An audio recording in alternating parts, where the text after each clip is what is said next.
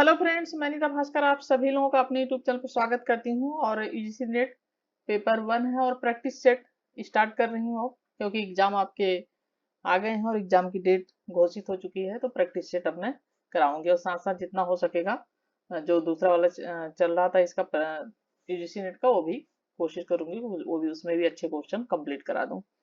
तो चलिए शुरू करते हैं। और वीडियो पसंद आए तो लाइक शेयर कमेंट जरूर करिएगा। और प्रैक्टिस सेट के 10 क्वेश्चन डेली कराऊंगी, जरूर इसे सारे क्वेश्चन देखें। और अच्छे क्वेश्चन है ये प्रैक्टिस सेट के। और वीडियो पसंद आए तो लाइक शेयर कमेंट जरूर करिएगा। और नए हैं चैनल पर तो सब्सक्राइब करना बिल्कुल मत भूलिएगा। तो चलिए फर्स्ट क्वेश्चन पे चलते हैं। फर्स्ट क्वेश्चन है, शिक्षण के प्रभावकारिता में योगदान देने वाले सकारात्मक कारकों वाले विकल्प का चयन कीजिए। कारक जो है उनकी सूची है। पहला क्या है, अध्यापक को विषय का ज्ञान। दूसरा है अध्यापक की सामाजिक आर्थिक पृष्ठभूमि। तीसरा है अध्यापक का संप्रेषण कौशल।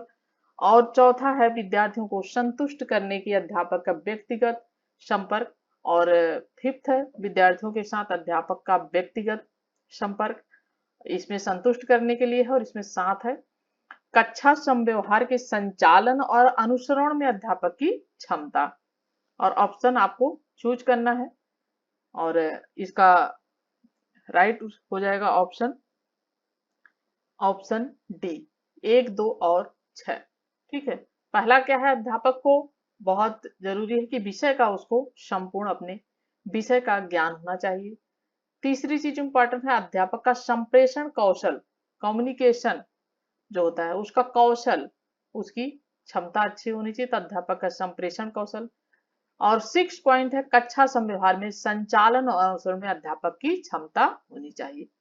तो ये सभी चीजें इंपॉर्टेंट हैं। तो देखिए, जो प्रभावशाली शिक्षण के लिए आवश्यक है कि शिक्षकों को विषय वस्तु का पूर्ण और स्पष्ट ज्ञान होना चाहिए। और संप्रेषण कौशल में दक्ष जो होंगे, कुशल होंगे। शिक्षक का व्यक्तित्व प्रभावशाली होना चाहिए। वह कक्षा संचालन जब कर रहा हो तो कक्षा कक्षा संचालन में भी सिद्ध हो तथा अनुश्रवण में वो सक्षम हो। तो ये सब चीजें इंपॉर्टेंट हैं एक शिक्षक के लिए, प्रभावशाली शिक्षण के लिए। ठीक है। दूसरा क्वेश्चन है, कॉन्फ्रेंस यानी सम्मेलन है एक अनुसंधान कार्यों पर गहन विचार करने का प्रावधान अनुसंधान। ऑप्शन बी है समस्याओं का उचित समाधान। सी है अनुसंधान निष्कर्षों का व्यापक स्थानांतरण। और डी है उपयुक्त सभी। और राइट ऑप्शन क्या हो जाएगा, उपयुक्त सभी। इसमें सभी क्या है, सम्मेलन क्या है, अनुसंधान कार्यों में गहन विचार किया जाता है, समस्याओं का उचित समाधान किया जाता है और अनुसंधान जो निष्कर्ष उसका व्यापक रूप से स्थानांतरण होता है। ठीक है। तो सभी इसमें राइट है, उपयुक्त सभी। ऑप्शन क्वेश्चन नंबर 3 है, एक शोध पत्र शोध कार्य की रिपोर्ट होता है जिसका आधार होता है केवल प्राथमिक आंकड़ा यानी प्राइमरी डाटा, केवल द्वितीयक आंकड़ा यानी सेकेंडरी डाटा, और प्राथमिक और द्वितीयक प्राइमरी और सेकेंडरी दोनों ही डाटा, और उपयुक्त में से कोई नहीं। ठीक है। और राइट ऑप्शन क्या हो जाएगा, राइट ऑप्शन हो जाएगा ऑप्शन सी, प्राथमिक और द्वितीयक दोनों ही आंकड़ा। ठीक है। देखिए, शोध पत्र जो होते हैं लेखों खासतौर से दो स्रोतों की सहायता लेनी होती है। पहला प्राथमिक, ठीक है, और दूसरा द्वितीयक, प्राइमरी डाटा और सेकेंडरी डाटा। और इन स्रोतों के आधार पर ही मूल्यांकन, ठीक है, मूल्यांकन इन स्रोतों के आधार पर ही किया जाता है। ठीक है। क्वेश्चन नंबर 4 है, सर्वेक्षण विधि की विशेषताएं हैं। एक साथ बाहर जनसमूह की बृहद जानकारी एकत्र करने में समर्थ है। इसमें पूर्ण परिभाषित समस्या पर कार्य किया जाता है, बी ऑप्शन है। सी है, इस विधि के उद्देश्य निश्चित एवं विशिष्ट होते हैं। और डी है, उपयुक्त सभी सत्य है। ठीक है। और इसका राइट ऑप्शन क्या हो जाएगा, ऑप्शन डी, उपयुक्त ये जो सभी हैं वो सभी सत्य हैं। ठीक है। शोध सदैव है, फिफ्थ क्वेश्चन है, पूर्व ज्ञान का सत्यापन है, नूतन यानी नए ज्ञान की गवेषणा है, या ज्ञान के अंतराल की पूर्ति है, उपयुक्त सभी। ठीक है। तो शोध क्या है, शोध उपयुक्त सभी है, पूर्व ज्ञान का सत्यापन भी किया जाता है, नए ज्ञान की गवेषणा होती है, ज्ञान के अंतराल की पूर्ति होती है। तो सभी इसमें ऑप्शन राइट है। ठीक है, उपयुक्त सभी। सिक्स क्वेश्चन है, निम्न में से किस प्रकार के अनुसंधान के सारांशों निष्कर्षों को अन्य स्थितियों में सामान्यीकृत नहीं किया जा सकता? ऐतिहासिक अनुसंधान, वर्णनात्मक अनुसंधान, सी है प्रयोगात्मक अनुसंधान, डी है कार्यात्मक तुलनात्मक अनुसंधान। ठीक है, और राइट ऑप्शन क्या हो जाएगा? ऑप्शन सी प्रयोगात्मक अनुसंधान। देखिए, प्रायोगिक अनुसंधान के जो सारांश है, निष्कर्ष हैं, उनको अन्य स्थिति से सामान्यीकृत नहीं किया जा सकता। ठीक है, नहीं किया जा सकता है। यह एक क्या होती है? वैज्ञानिक विधि अनुसंधान होती है। ठीक है, वैज्ञानिक विधि के तरीके से, ठीक है, ये वैज्ञानिक विधि अनुसंधान होती है, तो इसको सामान्यीकृत नहीं किया जा सकता। और इसके अंतर्गत एक अनुसंधानकर्ता सदैव नवीन तथ्यों की खोज करता है, नए ज्ञान की खोज करता है जब भी। ठीक है, इसके प्रयोगात्मक जो अनुसंधान नए नए प्रयोग करता है, नई नई चीजों की खोज करता है और इस तथ्यों की खोज में लगा रहता है, और इस विधि ज्ञान के भंडार में अपना योगदान देती है तथा उसमें वृद्धि करती है। और प्रायोगिक अनुसंधान की मूल अवधारणा को परिभाषित करते हुए जेम्स एल मिल ने कहा है कि यदि दो परिस्थितियां पूर्ण रूप से समान है तथा एक परिस्थिति में एक तत्व को जोड़ दिया जाए या घटा दिया जाए, परंतु दूसरी परिस्थिति में कोई भी परिवर्तन न हो, तो ऐसी स्थिति में यदि कोई परिवर्तन दृष्टिगोचर होता है तो वह जोड़े गए या कम किए जाने वाले तत्व का परिणाम होगा। इसके निष्कर्ष को अन्य स्थितियों में सामान्यीकृत नहीं किया जा सकता।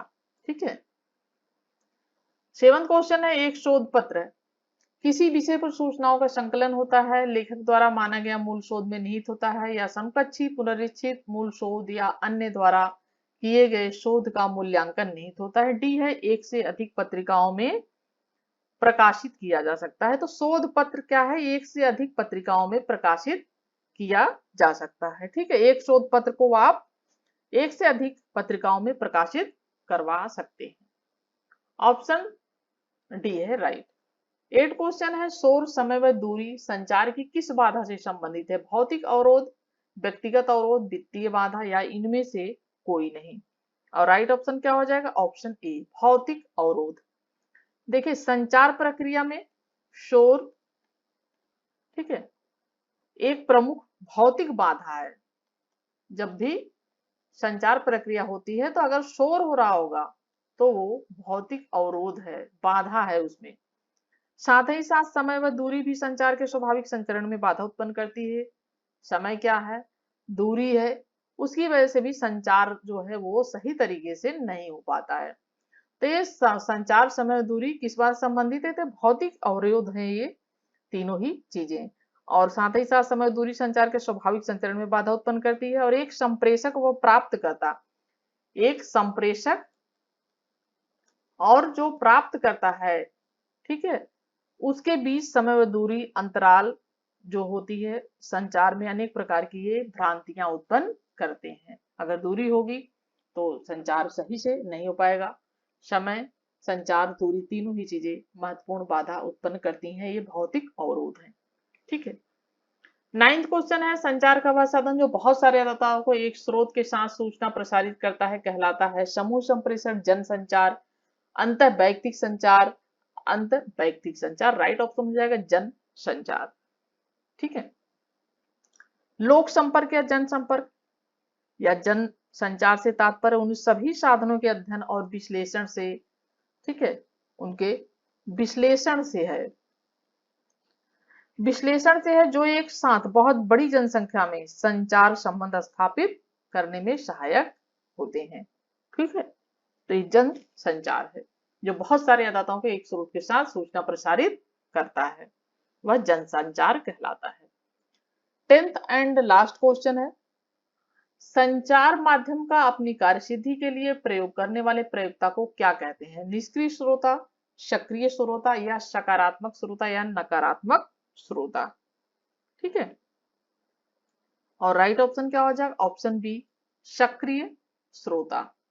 ठीक है, क्या कहेंगे? सक्रिय श्रोता। देखिए, सक्रिय श्रोता केवल एक श्रोता नहीं होता बल्कि वह सूचनाओं के संप्रेषण से जुड़ा होता है। ठीक है, सूचनाओं के संप्रेषण से वो जुड़ा होता है। और व्यक्तिगत तथा सामाजिक संदर्भों में ऐसे श्रोता क्या होते हैं? वो सक्रिय होते हैं। जब भी संचार माध्यम होगा, जब आप सक्रिय रहेंगे तभी आप चीजों को अच्छी तरह से समझ पाएंगे, अच्छी तरीके से सुन पाएंगे और उस पर विचार विमर्श कर पाएंगे।